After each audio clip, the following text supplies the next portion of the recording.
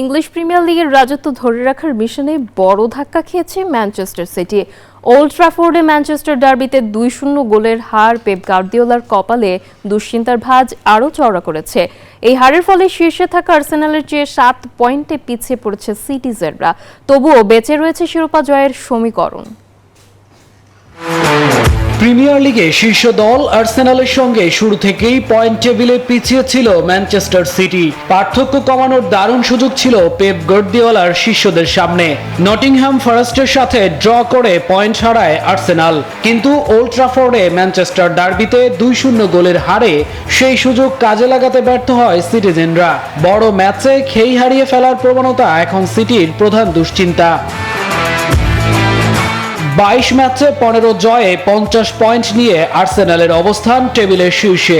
অন্যদিকে সমান ম্যাচে 13 জয়ে 43 পয়েন্ট নিয়ে সিটি আছে টেবিলের 2-এ। ম্যানচেস্টার ইউনাইটেডকে হারাতে পারলে ব্যবধান কমে যেত 3 পয়েন্টের। এদিকে সমান ম্যাচ থেকে সমান পয়েন্ট নিয়ে ম্যান সিটির ঘাড়ে নিঃশ্বাস ফেলছে টেবিলের 3 নম্বরে থাকা অ্যাস্টন ভিলা।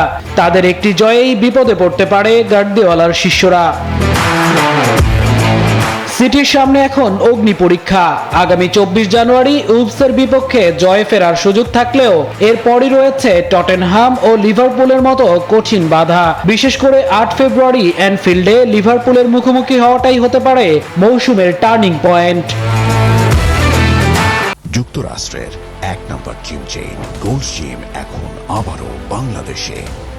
বসুন্ধরা আবাসিক এলাকা ও বসুন্ধরা সিটি শপিং মলে।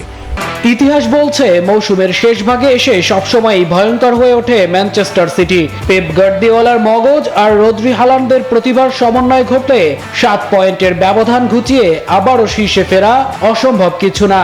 তবে তার আগে ছোট ম্যাচে পয়েন্ট হারানোর বিলাসিতা বন্ধ করতে হবে সিটিজেনদের। মামুনুর রহমান, নিউজ 24।